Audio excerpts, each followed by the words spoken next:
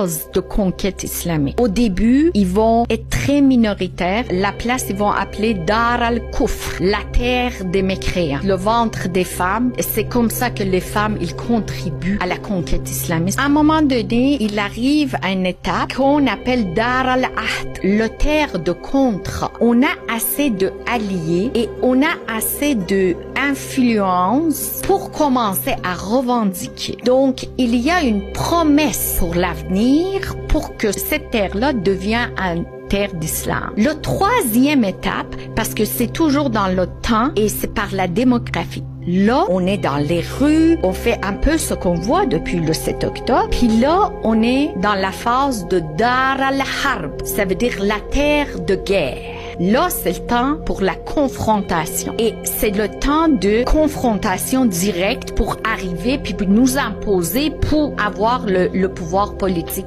Il veut pas convertir tout le monde, parce que les non-musulmans, ils vont payer plus de taxes selon le relativisme juridique de l'islam. Et la dernière étape, Dar al-Islam, ça veut dire la terre d'islam. On est des conquérants. Les autres sont des citoyens, deuxième, troisième, quatrième, puis ils nous payent plus de taxes. Puis, we are masters.